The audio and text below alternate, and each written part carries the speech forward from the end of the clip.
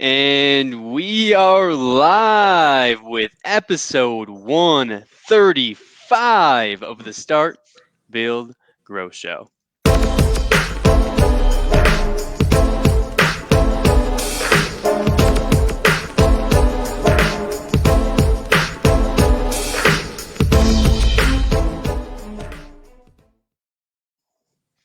Randy Brothers, my friend, what's going on? How we doing? Living the dream, my friend. I feel like we're in we got some roofing royalty with us today, man. I know We do Lincoln another one. especially, man. This guy's all over the place. You know, inspiration to those of us trying to live up to your live up to your to the bar that you're setting in the industry, man. I'm just grateful to have you on. Thanks for joining us today, Charles. That's so nice of you. Thank you, Randy. It means a lot to be on here with like-minded individuals. hmm Heck So, yeah. so for those of you who don't know, I mean, if you guys aren't following Charles Antis on LinkedIn, make sure you're doing it. He's doing great things for the industry, for the local community, right? So Charles is the owner of Antis Roofing and Waterproofing. Not only is he doing great things for the industry and the community, but he's also having a ton of success with his company. So they hit $20 million annual sales. This places them at number 72 on the top 100 roofing contractor list. And Charles, before we dive into all the great things you're doing and giving your secret sauce away to other roofers out there, we always like to start with the story. So Charles, how did you get into the roofing space? Well, I don't have that second, third generation story. I am a founder. But I would call myself an unlikely founder because in high school, I remember I took shop class and we went on a construction site and I was so jealous of the kids that knew their way with a hammer. And I didn't fit that. But I did grow up in a working class environment. I was raised in Myrtle Creek, Oregon, population 3,000, Southern Oregon, in the hills. Everybody I knew, every man I knew worked in the lumber mills, the plywood mills, or if he was a real man, the job that was the macho man, he was a logger. But roofers were not really even noticed to me because everybody worked in the forest product. And so when I looked at work like that, when I came to California, I originally came to California on a sales job. And what got me into roofing was I came down, I was knocking on doors, I was selling insulation. And I had the valley, I was in Pacoima, Arleta, not the nicest demographic. And so I'm knocking on these doors and I sell this family and they were relatively poor, but I sell them insulation on their home on this rebate program that I was promoted to sell. And I really liked this family. They were a deaf family and they were teaching me sign. They had this cute daughter. I remember, I was really happy and I felt good about my job that day. And the next day I went by to pick up my check. I knocked on the door. I saw the dad in there, but he didn't answer. I knocked again. Although he's deaf, he didn't hear. And they had a special ringer thing. And all of a sudden, the neighbor comes walking over and she doesn't look happy. And she says, "You get off the property." And I said, "Well, what do you mean? This is a family. I met them yesterday." She goes, "Yeah, we know who you are. You gave them this contract. You ripped them off. There's no way they could possibly have the savings you're claiming. Now, please leave." And that was the last time I talked to that family. And that was the last day I worked at that job. So I believed her. She was right. They couldn't possibly have the savings. And so in my mind, being 20 in Southern California, 2021, I think I was still 20, 21, I looked for a job and the only job that I saw was labor and it was in roofing. I couldn't see myself in any other thing but labor, and the only labor job I saw was roofing. So I took a job for this company and it was like up on the roof in LA, tearing off 4 or 5 layers, sweating, really, really hard work. But there was this one thing that really intrigued me when on these HOAs we were working, when someone had a leak. If someone had a leak, it was like really fascinating because those of us in roofing know that leaks don't always travel the way we think it will. But water is amazing what gravity can do with water and capillary action, and how a drip over here on a pipe can travel literally 80 feet and end up over here. And that fascinated me because I noticed there was this machismo on the roof, where if there was a leak, every roofer thinks that he's the best at leak repair. And I think I set out to prove that. And it started because on the job one day, I went up on the roof and this guy, my boss, told me to do this leak. It was one of my first leak repairs I was trusted with. I went up and I did it. And I was so proud when he came up on the roof. I said, "Look, I just fixed this coping. It was leaking." And he said, "Let me see it." And he looked at it and he looked at it. He goes, "That coping's backwards lapped." Because sure enough, I had put the bottom piece on first. I'm sorry, the top piece on first, and then I'd lapped on. And he showed me how water was going to leak right into the coping. And I was humiliated, so much so that I thought in my mind, I didn't realize I thought that, but looking back, man, that's never going to happen again. And so I became the very best at leak repair in the company. And when I started my business, when he ran out of business, ran out of work, I didn't have enough work for me. I put that shingle out saying, give me the leak no one can solve and I'll fix it for free. And that's how I started my business. Very cool. And so when was this? When did you start your business? It was 1989. 1980. Well, I worked for this guy for 5 years. So I started my business in 1989. Mm-hmm. That's May of 1989. So it's 31 years. Wow. So, that was 31 years ago.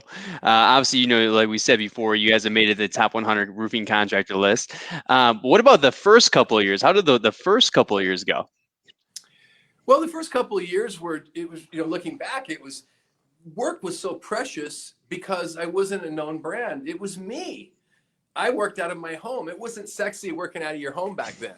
You didn't want to show that. I'm kind of working in a business market. I only really know that HOA market. And so I get like 1 or 2 calls a week, but I'll take work from anybody that's got a leak. And when you get 1 or 2 calls a week, those are precious. So calls were so precious. I put weather stripping on the home bedroom I converted to an office. So when callers called, they wouldn't hear my daughter. And under that condition, this is the thing that really probably propelled us into being the type of company that we are, is, being that leak guy, hunting those leaks. Give me that leak no one can solve, I'll get it.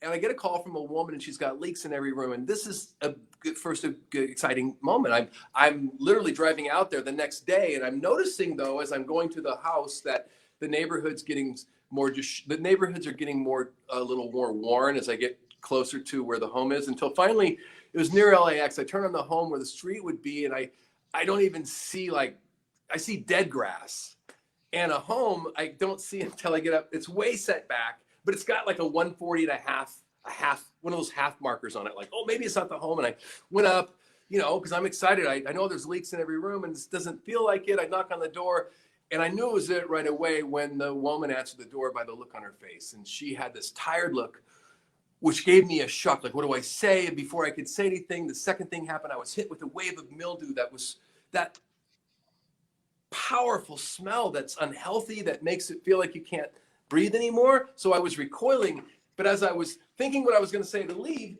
I felt a tug at my finger, and that's when I looked down. And in contrast to Mom's face and my face, there's this little girl. She's like 6, and she's got this big ear-to-ear smile, blonde hair, and she's just like, I've got a visitor in my home. So she's having a completely different experience, and that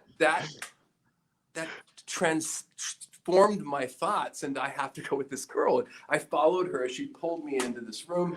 We go through a crowded living room into like an undersized hallway, and then she turns right into this room, and I know it's her room because she's proudly pointing to this poster, which is like a My Little Pony poster. But that exact moment is when I look down and see 4 mattresses with mold. And oh man, and then I realized, oh my God. In fact, that thought was too powerful. Oh my God, this is where the mold is coming from. That thought, oh my God, it was all I could think. I was frozen by her smile, by the smell, by the situation. It still makes me emotional when I talk about it, and it comes in different ways. But I think something powerful was, I couldn't move with that girl, but when her mom walked back in the room with the painful side, it moved something in me, and I said something that I did not want to say because I wanted the words back. I said, I'm going to take care of your roof. And it was like, oh, wow, what did I just say? I mean, is that's ego me wanting to just, prove I'm Mr. Big Daddy? I mean, this woman needs probably a new roof. And I was hoping when I went up there was just a hole, but I did go up there and it was shambles, like that roof that should have been re-roofed 20 years ago. And so yeah, it was a really powerful moment because the need was so great, and yet I didn't feel adequate. But that experience is something that I want to pause on because that's something that still happens in my company today. An ask comes in that's way bigger than we should ever consider. It sounds unhealthy. It sounds detrimental to business. And yet something happens by the maybe, if you just don't say no. Because by me being frozen in the moment and not saying no until it happened, something beautiful happened. Because what happened after that give was, I didn't know.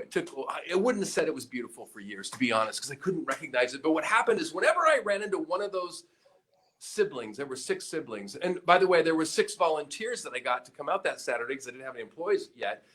And every time I ran into one of those 6 volunteers, which happened for a while, this is a long time ago. I haven't seen any of them in 10 years or more.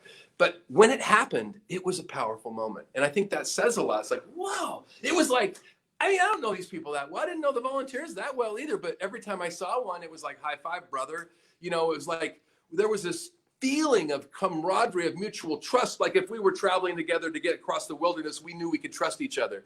That is culture today. I didn't know what culture was when I started my business. That was a foreign word. It took me decades to understand what culture was.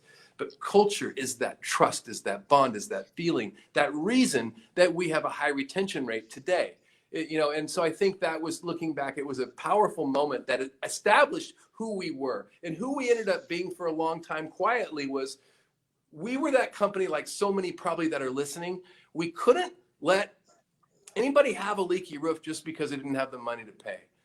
And then, I'll say that again, because I think it's something that's stuck on a lot of roofers, and it's not a bad thing. It's a beautiful thing, and it shows to our big hearts.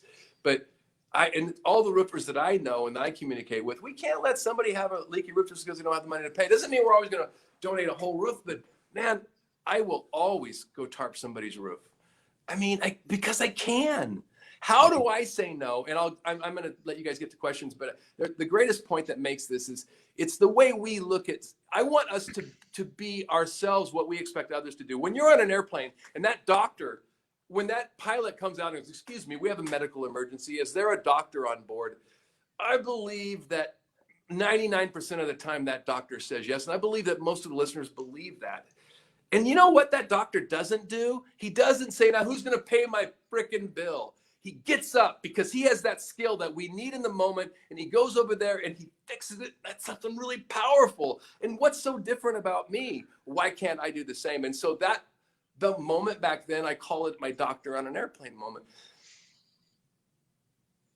I knew I could do something, so I did. And I'm getting emotional. It's silly sometimes, but it isn't. It's like, that is who we are. And we live in this capacity today. Like, if we want to survive and thrive, we better be generous internally and externally. And I don't have a mentality of hoarding. I have a mentality of pass through. I have a mentality of community within the company and community and building bridges all the way out. And by having that mentality, it gives us power. It gives us relevance. It means we're heard. It means we're trusted. And it means that trustworthy people choose to work here. And by the way, if you're not trustworthy, you choose to leave if you're in a trusted environment, if you can build that environment. And you're going to be so uncomfortable. There's a lot of power that's come out of it today. And I kind of went off on an awesome tangent. So thank you, Led. No, that was great, man. So we talk a lot on this show. It's come up a lot. I talk about a lot within my own organization. And obviously, as I'm doing coaching, I think it's one of the foundational elements of every business is, you got to figure out your why. You figure out your why and you figure out your purpose. And the story you just shared is like the epitome of figuring out your why as a company. Something that moves you deeply, something that's like way more than just the how and the what you do. We all know what you do. We roof, we do this, we make money, we travel, we live life. But like, why? What's the deep-rooted purpose as to why our company exists and why we exist? And that was a fantastic story rendition of that, man. We're going to have to record that, and like that'll be our new like why video. Like, what's your why as a roofing company? Check out how Charles my why's right behind explained me. To your point, my why's right behind me. We can't let anybody have a leaky roof just because they don't want to pay. That's not sexy. You can't say that. It's non-inclusive messaging. But this says it.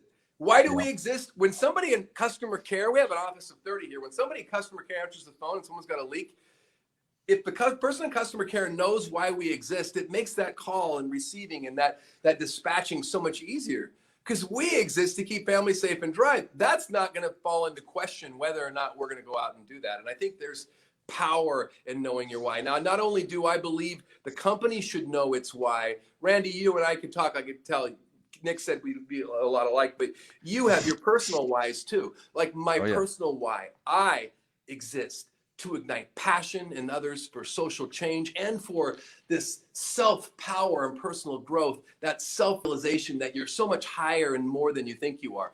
I live that. I live to do that for companies, but for individuals. And the reason I like to awaken companies is once you awaken a company, it can flip that dissatisfied workforce into a happy workforce. Absolutely. And so it's easy to stay fulfilled. And if you, like you say, if you don't know your why, you get burned out. If you ever see me, I might be tired. You can read tired in my eyes, but the high energy is always part of there because my why is always there. And so thank you for asking that. And by the way, your why, some days I don't see it. Some days, what's your why? It's like, F off. You just have to keep asking it because your why is changing, especially today. I mean, a lot of my why doesn't change, but it changes in how I have to talk about it. And if it's going to change how I have to talk about it, then you better keep asking and I better keep answering. I think that's really critical. Mm-hmm. Yeah, very cool. Yeah, same thing, man. It's like I just have this deep rooted, passion and or responsibility that I believe that my God-given responsibility is to lead, teach, and inspire others, right? And I think all of us should have a little bit of that. If you're a leader, you're the CEO, you founded a business, you have a responsibility to leverage that business to improve the lives of other people, not only the ones that you work with, but the ones that you're taking care of as clients as well. Well, it's like to speak to that, I don't know if I can get away with talking about that play Les Miserables. Have you ever seen Les Miserables? It's kind of a, this guy gets caught stealing candlesticks and because he's buying bread, but the priest who knows he's stealing, actually when he's stealing this candlesticks and the cop comes to arrest him, Jean Valjean thinks he's going back to prison, and the priest says, "Oh, you forgot the silverware," and he's going to give him more. And that act of grace, Jean Valjean goes and he creates a company. And in this company, this play is about his deep compassion he has for his employees and in what's going on in his community. So there's very much corporate social responsibility going in that old French play. But that was not a good example. It doesn't. We can edit that part out if it doesn't. Let me give you one that does. My grandpa grew up in Arkansas in the 20s, and he came west like 80-something years ago. He came west looking for work. He was a migrant worker. He pulled crops. My mom was conceived in Jerome, Idaho, where my grandpa was pulling beets. I mean, it's an awesome story. But he ended up, as he didn't have a home, he ended up in Northern California, Oregon, and he went to work for the McLeod Lumber Company. And the McLeod Lumber Company was blazing a new trail. They were cutting timber. It was the timber capital of the world in many ways for the next century in Northern California, Oregon, much of it. And Grandpa found a job where this employer, I don't know his reasons. I don't know anything about Mr. McLeod that started it or the corporation, but they took care of everything. They built hospitals. They built roads. They bought in ambulances. They brought in nurses. They brought in schools. They built plays. They even built a baseball field and built a minor league baseball team. And my grandpa, who didn't have a seat because he was traveling in the Dust Bowl, landed a job that was so stable, he got to play on the minor league baseball team, and he got a tryout for the St. Louis Cardinals. And I love that story. And, I get nervous sometimes. I tell stories that they're not accurate. I called my mom the other day to check it off. And Mom, did that happen like that? And my mom said, "Oh, yeah. And look what they did at school." And she brought in the quality of the schools, how they imported like 30 teachers.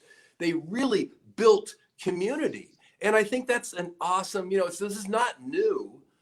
It's being rethought of in a beautifully, because much like that old landscape that needed to be blazed, we have to look at today and we have to build something beautiful out of some of the stuff that's crumbling. And I think it's a beautiful time right now if you maintain that mindset. But it is a mindset that we really push to hold here. And that's not always easy for some people if you're looking at everything's transactionally, but that's why it's so important to line up a purpose component in business. Oh man, Couldn't have said it any better, man. I love the passion, just crushing it. Yeah, well, so obviously, like I was going to talk about chasing impact over sales, and I think your stories have already kind of dove into that, right? And even your slogan, keeping families safe and dry. Now I want to kind of go into the culture side of things. So building a CSR culture. So for those who don't know, it's a corporate social responsibility culture. What does that mean, and how have you been able to accomplish that with Antis Roofing and waterproofing? Well, I think you framed it beautifully by what you started with. A corporate social responsibility culture, to me, is a more safe culture because it builds from within, and it's not transactionally focused, because it's focused on cause. What was I want to back up. What was the thing that I said was perfect? I lost it. I lost that part. I go down one wormhole and the other one closes. I'm looking into a mirror. What did you frame to start with? The chasing impact over sales, possibly. Yes, yeah. That's it. I want to go back to that because it's a really important thing. It's an important concept. When I chase sales, it's so easy to chase sales, and then you chase these big problem jobs. But if you're focused on impact and your impact, what happens is your impact has to be real. So, for example, one of the impact features that we focus on this year was blood recovery. We didn't know we were, but our habitat bills were shut down post-COVID, and we had other needs in the community because they couldn't draw blood at the smaller clinics, and we had this big office, so we donated 7,000 foot of space, and tomorrow is our 24th or 25th blood drive, and we've had over 600 donors come, and so that's chasing impact. That's an impact that I didn't expect to need to have, but it was a need that was real, that touches everybody in the community. And when you have 600 donors come in and they have a real experience, and you try to make it pleasant for them, which we do a lot of layers of making it pleasant for them, including food and a lot of other things. We have a storytelling room. What happens is they have an impactful experience and they talk about it. So what happens is you have impact in the community. You create blood for people that need it. You create stories that give people hope. And then that lifts your culture in a way that you could never do just by chasing sales. But what happens is there's always good things attached to it. Now, that could also be true with something you're trying to do. Like, for example, if you are signed up through ProCert, through NRCA, for example, that would be something that would be forward, that would benefit to your company. That would be the same thing. It's not just being focused on outside giving. It's being focused on doing social good. Corporate social responsibility includes, really raising awareness of equity and diversity in your company. So but what's interesting about everything about social responsibility, if you look at the data that suggests what happens with the alignment of the consumer when they're genuinely aligned with your brand because of the good that you do and because your story rings with authenticity, that it takes every other decision, puts it on its side and makes them trust, and they end up being able to pay more but get better value, which is what you're selling.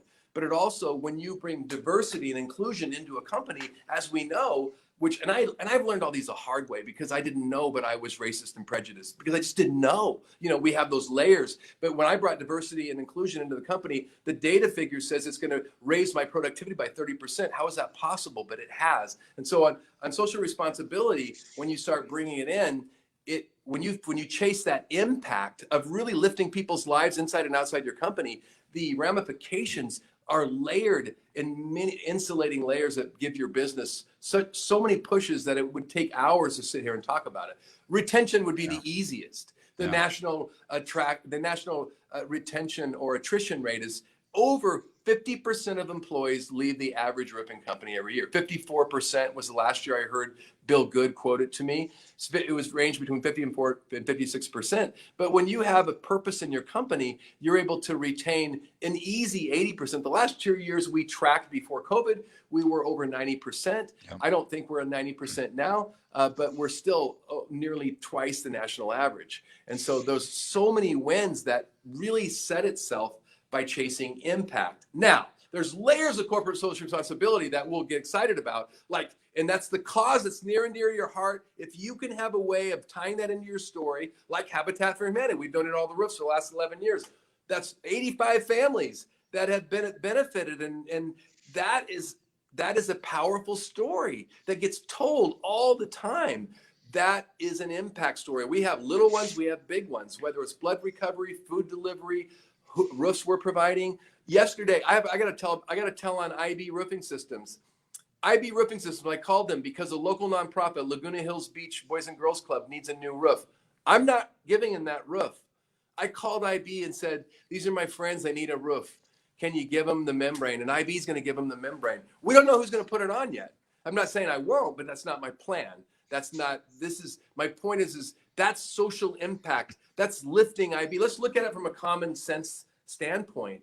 If you're a manufacturer and you donate a roof and one person talks about it, if one of the National Roofing magazine talks about it, which they will most likely because it's a good story, then all these roofers learn about it and trust is built and awareness is built. I mean, if you had an algorithm that measured it, we'd all be giving away. And that's the thing. You know, I talk about it like social currency. The currency of social good is what I call it. And you know, unlike cryptocurrency, which is so hard to talk about and really get group understanding, I think the currency of social good is becoming tangible. Brand and the halo you get from it and the culture you get from it is becoming tangible. My culture has never been stronger than it is right now, and it has everything to do with the social giving, because it allows people's real stories to be told. And by the way, not everybody here agrees about everything that we do, but it pulls out that conversation. I had a conversation today about COVID shots. I'm 58, I'm gonna get a shot if it feels smart for me. But there's other people in my management team that aren't. And it's great that we are not all saying the same thing. We're comfortable talking about it in a diverse language. So anyway, I tangented there, I apologize. No, I think it's man, this is an amazing conversation, and we're so kindred in a lot of things here. You know, we when everything was going down with COVID, you know, I kind of challenged all of our viewers, I challenged all of my clients, everybody, like, what can we do as companies to give back? Like, we were blessed to be in a situation where we're essential, like we're not being shut down like restaurants, and we're not having to lay people off, and we got these loans and all this stuff, this assistance. What can we do to give back? And we asked our staff, starting with our own self, like, what can we do? Like, giving some ideas. And one of the things we came up with was called Dinner on Us. And what we did is it ended up being 2 months. We started for 1 month, and it ended up being for 2 months straight. We put out an ad out at, you know, just on social media and all of our emails, and it said, any homeowners or families in need that just need a little boost, send us your information, and we're going to provide dinner for their entire family every night for 2 months. And we were going to do it for a month. We got so much, we were so inundated, and it went over so well that we had to carry it on for another month. Yeah. And it was just, so we didn't even talk about it. We didn't put a lot out. We didn't publicize it. That wasn't our objective. Our objective was to just do good. And our team really rallied around it. They had so much fun, like, coordinating. Yeah. We took in she read, I mean, I think Kylisha was the one that was in charge of this project, and she read through everyone's stories, and there was some stories that just really moved us, and there was some really tragic stuff going on as well. And it was the least we could do is say, hey, we didn't care, pick whatever your favorite restaurant is, we're sending your entire family a meal. And little things like that had such a huge impact. And I love that you guys are doing that stuff on a consistent That's basis. good. Yeah, there's such a big win in the community, or such a big win in your culture, that, yeah, whether you talk about it internally, even it's that quiet knowing you go to bed at night and everybody sleeps better. But there's the thing about giving that I think is, there's a way you have to hold it, or you won't be able to talk about it. So it has to be 50% empathy. Like, you can't fake it. It's not an annual basket drive anymore. You can't. Fake philanthropy doesn't show up. That authenticity piece, like we talked about earlier, is so important. You've got to really do it. There was another point there. I just lost my train of thought again. I had two thoughts. There you go. I'm a single fake. I got 50%. You know, 50% fake philanthropy, right? You got to have 50% empathy, is what you were saying. Yeah, 50% empathy. 50. So this is it. My rule is, I've got to be in, but once my 50% empathy and it's real, and you guys can feel it's real, and I have to keep it real by the way I hold my day and the way I hold myself. But once I got that 50% real in, I leverage the F out of it. And this is how I had to flip it, I have to tell the story. Now, we don't tell all the stories. There's some we don't tell for a lot of reasons. But for the most part, if I think this is going to be redoable, and I want to build things that are redoable so you can watch and make it work in Maine or Florida or Texas. So we got to be able to make it palatable and storytellable. And that means it better work. It better be real. If it's not real, you're not going to tell the story. So I love it. So I have 50-50 empathy, 50, let's leverage and market. And there's a point there, like we've got to do it because we want to show everyone across the country what they can do, because there's something really powerful if you can hold that pure. But there's also a little bit of that founder business, scared to death. Desperate. When I come to marketing, I have a desperateness about me. It may not show, but I feel it. If you don't leverage everything you can in marketing, you don't know if that's not enough. And there's been some droughts that I've gone through in Southern California that I look back and I thought, well, I'll be damned. Good thing I leveraged all that stuff before. I don't think we would have made it through without it. And so there's a point where I like to teach people how to talk about it. One of the things I was talking about you guys earlier, I'm just going to segue into this. I'll probably clip this and show it locally. But I've been building a class at United Way, Orange County United Way, I'm a board member of. And it's the new imperative corporate social responsibility for chief executives. And it's like a Vistage or a YPO group just for CEOs. And we're going to go in there and bake for 3 months and share ideas and not only talk about why CSR works and why it changes the hearts of people and why it's necessary, but we're also going to talk about how to be heard. Because what good is it if you're not heard or believed inside and outside your company? So it's a really good time for us to launch this class. It launches March 3rd, and we've already got a bunch of local CEOs. This first time, we're just taking local people. Otherwise, I would. In fact, I actually had an intake call. If we change the rules, there's a couple roofers that I would bring into this show that would be, because there are some amazing people like yourselves that would benefit from baking. Like, how do we grow it bigger? How do we make it heard more? How do we make it more real? It's a great time to rethink, because I notice a lot of the old stories aren't selling because the world has shifted and people have different fears and they're hearing things differently. And so it's a good time for us to make that. So I'm super excited. Thanks for letting me plug our United Way class here in Orange County. Yeah, that's awesome. Something you touched on, I was going to comment on is, and my sister's a big influencer, and I come from a very diverse family, and talk about like social awareness. We actually created a social awareness committee and kind of started doing newsletters and stuff like that, just to kind of really bring social awareness in a way we can. But like my sister's big involved with that, and I have nephews that are in like the college, right? Just getting into college, and just that generation that's coming behind us. This is like the thing in that generation. They're not making a consumer decision anymore based on gimmicky promotional stuff. They want to know what the heart is, what the social impact is, what the deeper root is of the companies that they're going to make purchases from, that they're going to be involved in. This is a change of the guard. This is a generational change that's happening before us, and we need to be aware of that. Yes, and adjust our businesses to facilitate that. Yeah, your story has to play to them. So let me just give you an example. I like to talk about what's working, what's not working. I was so ecstatic about a year and a half ago, because we were hitting the $1 million mark in roofs installed on Habitat for Humanity. And so I remember, if you go back and look at my post from a year and a half ago, probably I'm talking about, $1 million, in homes with Eagle Tile. That's the equivalent value of these homes. And we've said yes to every home that they've built. And I wasn't telling the story right because of what you just said. Those people that really decide how we listen today, these young people, they don't care about my $1 million. Who cares about $1 million? Yeah. They care about those 85 families. And so I love it and by the way, the only way I learn how to talk about doing good well, I'm on a lot of boards, but it's by talking about doing good. And again, talking about doing good with the reason so it can grow is the litmus test for lets you pull ego or unfair opportunity out of it. It's not easy, but when you've been doing it for a while, you realize that it's a lot easier than you thought. Because as long as you're really doing it, you can be clumsy as hell talking about your social good, as long as you're really doing it. And in fact, it actually helps you when you get criticism, because we were clumsy when we first started talking about the roofs that we donated. In fact, it felt like blasphemy to me. It just didn't feel right. And yet, but what happened is it created criticism that we heard really loudly, but that made everybody pause and go, oh, they really are doing something. And I think that it really mattered, and it really allowed us to see ourselves higher.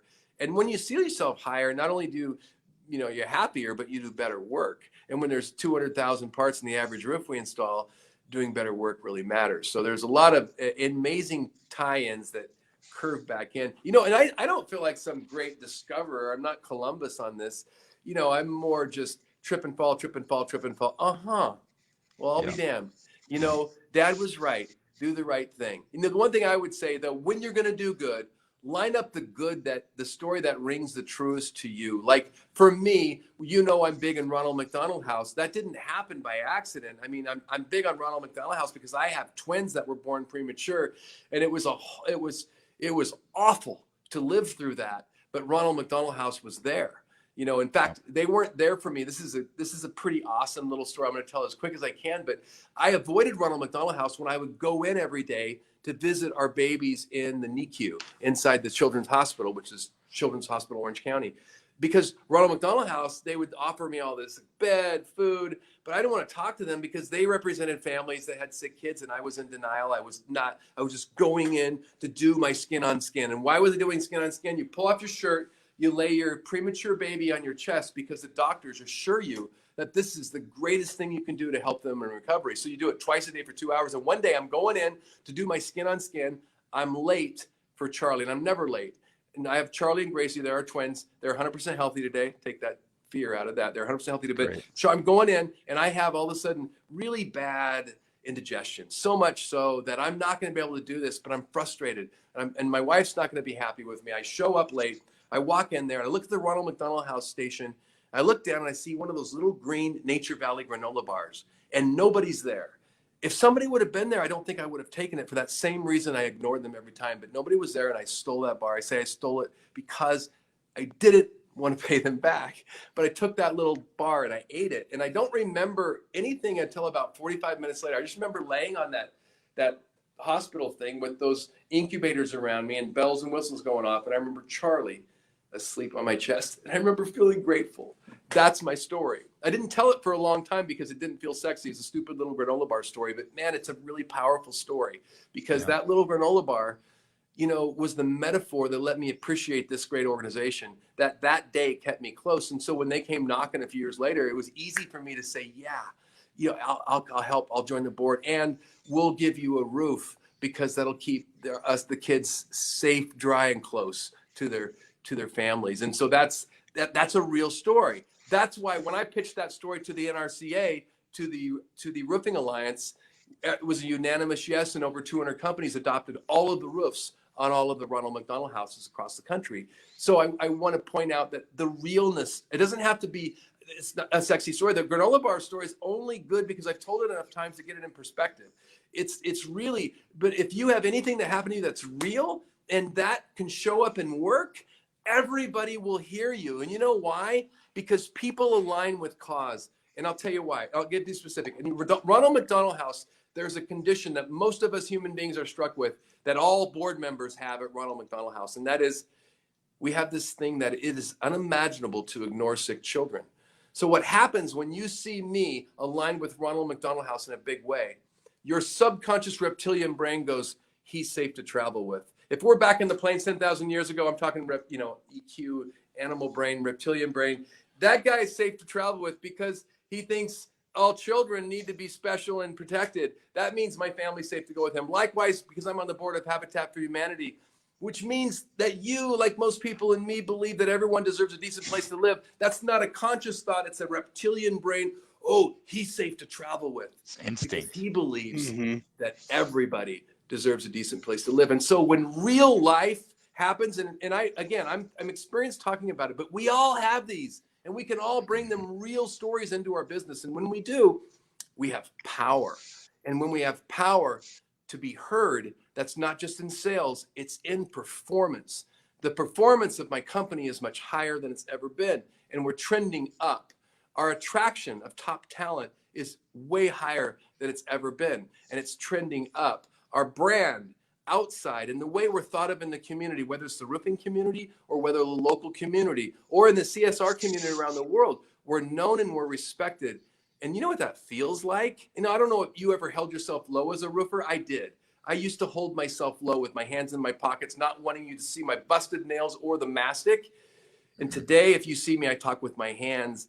I'm proud of these hands that protect everything that everybody loves in this country. And I know that there's a pride lifting in our industry because of folks like you and your 135th show of highlighting what's working, and Randy's obsession vision with doing good. And you know, that's really what's lifting this. There's a bunch of people right now that are aligned, whether we're meeting together every day or not, we're aligned and we're lifting our trade, and it's an exciting time to be here. So I could go off on roofing people all the time. I'm really high on our trade, and I love it. Yeah, really I think lucky. And tradesmen are really going up in stock, man. It's sexy to have a roofing job. There's a lot of things flipping in the world, but man, I'm in roofing, and by the way, it's getting sexier.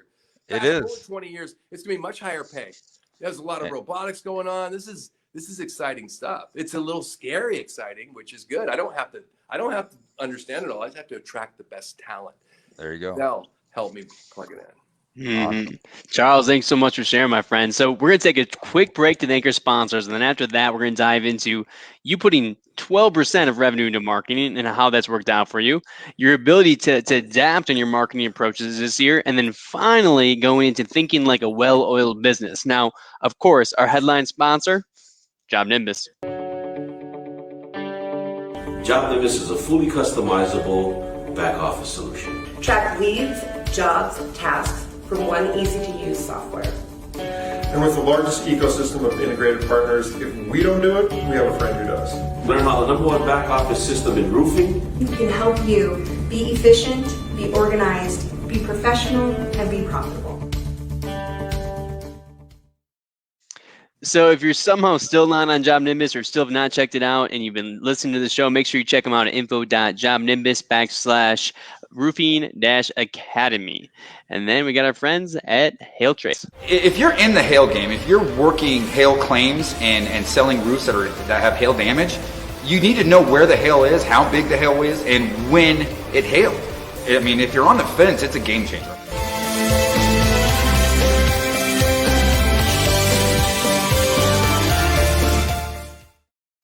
So be sure to check out Hailtrace at hailtrace.com. And last but not least, our fun friends at Company Cam.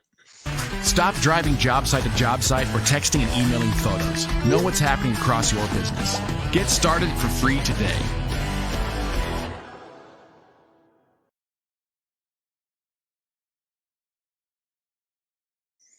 Like they said, check out Company Cam at companycam.com/SPG show and get started for free. Now, marketing. Randy, I know you are a big fan of marketing. You're a marketing guy. You're a branding guy. You love it. Charles, of course, is. He's got a storytelling coach. You guys both love marketing. All right. Now, Charles, how much are you putting into marketing and how has that worked out for you? Well, honestly, I don't have the number, but I can directionally move toward it. I can tell you, I got to tell the story. I was in a Vistage type meeting like 16, 17 years ago, before I ever really got into that format. And I was really intimidated and really listening to everybody, what they're saying. When you first put yourself around other CEOs, when you're a $3 to $7 million company, it's really awkward, you know, imposter syndrome's raging out of you. But I remember one of the guys in the room said something I'll never forget. He told me that Coca-Cola took 17% of its top line sales dollar and put it back into marketing, and their giving, I think, came out of that as well. And that's a tremendous number compared to the service businesses that were serving my clients, where maybe marketing would be 0.5%. I mean, it was really literally nothing on some. And so it felt right to me. It felt right because I'm so drawn to messaging and being understood and why people in groups think the way that we do. And I'm also so drawn to Coca-Cola. Why do I love them? Why do I love their commercials? Why has everybody around the world, and America First around the world, let them be number one for so long? And I think that was, and I've gone to the world of Coke. I've been there. I'm like Disneyland there. I love it. Besides that 400 Coke machines, the history is fascinating. And the thing is that they've always, you know, there's a lot of stories, but they've been a tremendous reinvestment. And I think that I started putting that in my head and experimenting with it, and I upped our spend. We, as a small $7 million roofing company, rented out the House of Blues for $200,000. And we invited the largest property management gathering, and we sell to HOAs. So we created an event that would always last. When it was done, we made trophies, and we made these $70 crystal trophies, sent it to all the participants saying, thank you for coming to the largest gathering. I mean, it was silly, but we made an event. We had Habitat come at that event and thank us for the roofs that we installed. It was the first public time. So I modeled after Coca-Cola. Is what I did. I literally started copying them. I started becoming obsessed with their jingles. I was sitting inside a movie theater about 15 years ago and I heard a Coca-Cola one. And you heard this commercial because you saw it at all the major theaters. And it was people were throwing Coke cans in the garbage can to almost the beat of a drum.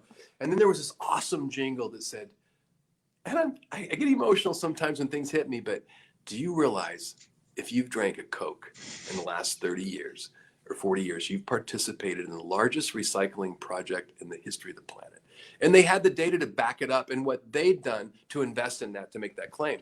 And it really was profound to me because that was that moment over the last 3 years, I had donated every Habitat roof. And then maybe it was, I don't know how many families it was, maybe it was 20 families. But I said, do you realize if you've partnered with Antis in the last 3 years, you've helped these Habitat families live in a safe, dry home. And I think that was when we started to establish our brand. I started copying and emulating and listening the way people breathed it. And so Coca-Cola was a huge, and still is a huge, and by the way, their guy that was that built that is now a friend of mine, and he's the dean of Pepperdine University. His name's not coming up, I'm not going to give it to you, but it's a small world. It's amazing what's opened up that I get to do things like Coke, and Coca-Cola's done more research on CSR with that huge investment than almost any other brand around the world. And Coca-Cola's learned some things that they've shared with me about corporate social responsibility and what works and what doesn't work. So it's in emulating that. And by the way, I recommend those people that are listening to follow me on LinkedIn, and you will see that I Coca-Cola it every week. I go a little bit out on a limb and I talk about the good that we're doing. I experiment. Sometimes I go too far, but I've learned how to play in that game. And I invite you to watch me and emulate me and comment with me, and we'll do that back and forth because LinkedIn is a busy mall, and everybody that you need to be there is there, and they're increasingly jumping on. And this is a place you really want to talk about the good that you're doing in the world. Mm-hmm. I kind of got off the reinvestment of just marketing because my marketing spend ended up getting more and more cost spent. There's a really good point I got to make here, though. You've heard of me in the last 4 or 5 years. Really, I'm exercising an external marketing spend. In the last 4 or 5 years, I have not had an external marketing spend. I have internal 2 marketing people, and we have an outside art person that does our art. But we do all of our giving through nonprofits, and all of our press releases are through other organizations just for fun and for free. We're not paying for them. Now we are going to start exercising we're going to leverage some stuff. But it's interesting to say that when you put your focus in the right direction, doing good in the world, and talking about it in a fair way, it will be picked up in multiple magazines and stories and newspapers and print and radio. Doing good in the world and having real stories with real people in your community, with real people in your company, it's a really powerful time to do that. So I tangented off of marketing, but I think that marketing with me has become synonymous with giving, and if we call that cause marketing. And by the way, I don't believe marketing is going to exist with any effect in the world without cause. And I said that 2 years ago. Somebody posted a tape I did a year and a half ago, and that's how I led with that. Like if you're in business to make money next 10 years, good luck. You better have cause and purpose tied in. And I think now we see proof to concept. Honestly, when COVID hit, I thought, oh shit, what's happening? Pardon my language. But I said, am I right? Am I on track? And we didn't know. And we held steady like Randy was talking about. And we participated as much as we could. And we told our people we're going to be busy. We're essential workers. We're good. But man, you just didn't know on some of that stuff. So. Very cool. Mm-hmm.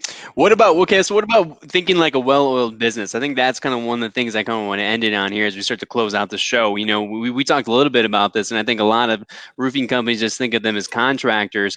How have you been able to kind of think of your business different, like a well-oiled business or corporation?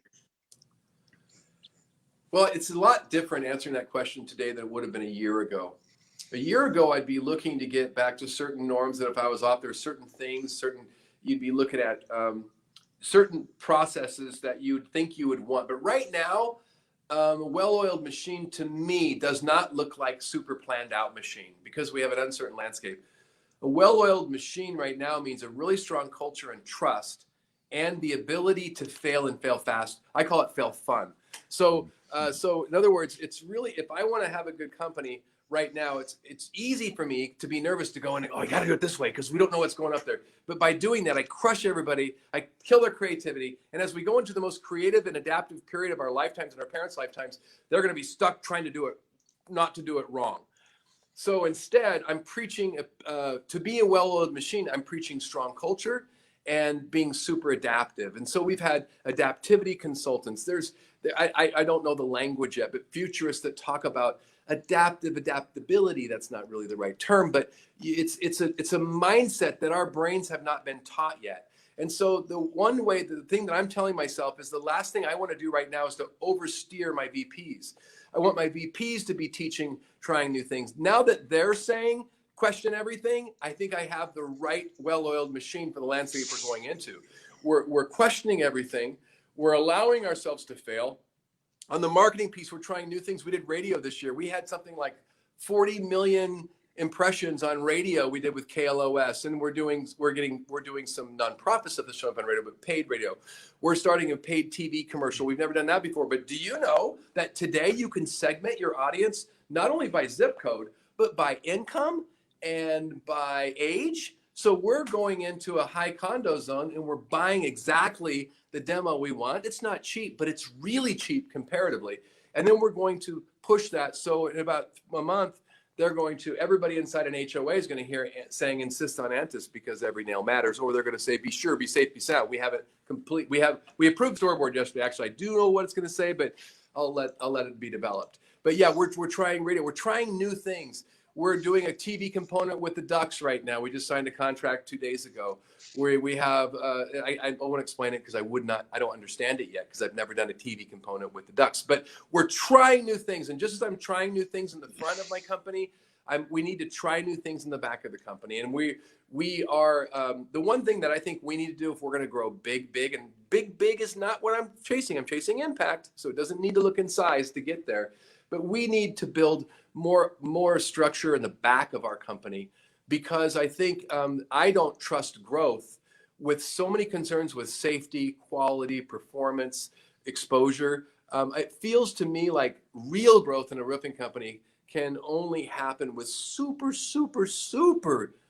gathered, watched, loved work in the field. And we're working at 60. I have a little bit of nervousness about that. So a well-oiled machine does have excellent safety. They lead with their safety. They sell with their safety, but they have operations on the back end as tight as can be. Think Amazon warehouse worker packaging, timing if we could build that into the safety on the roof, that's what I want to do. But that's where I think we can do better. So I kind of gave you what we have as a well-oiled machine, where we think we're strong and where we're going. But I don't know. I love it. I don't know if I answered that one with any grace. No, that was great. That was great, Charles, man. You've been such a pleasure to have on. We really appreciate you joining us. I mean, Randy, what do you think? I mean, what was the recap of this episode and what you think contractors can do out there to kind of have a bigger impact in their communities? Passion starts, right? I mean, your passion and your energy is contagious. You know, just hearing you, listening to you, and I guarantee, you know, shoot, I want to come work for you. I'm gonna give up my company to come work for you. Well, yeah, when you're talking, Randy, I'm telling, we're going to be doing something together. It's like, this is how it starts. This is exactly how it goes, man, because I love the whole deal of chasing impact, guys. I mean, it's hard for me. I mean, I know Nick's going to throw me into the under the bus with a golden nugget, but I just got to rehash some of the things that you're saying is, you know, chasing impact over growth is phenomenal, right? And making sure you surround yourself with a great culture of people is amazing, right? And I think the final piece of the adaptability or flexibility is understated, because what we all learned in 2020 is that the flexible ones are going to survive. And you don't want to put people into a box. Like, hire people based on culture. You can teach them skills. If you Yes. focus on that and adjust and have a great team of people, you can be flexible and you can grow, you can scale, and you can be able to build a great life for yourself and all the people that you have an impact in, that you are in charge of, taking care of, the families that you're taking care of as an owner of a company. Amen, brothers. Amen, guys. Well, Charles, thank you so much for joining us in episode 135 of the Start, Build, Grow Show. Hey, awesome.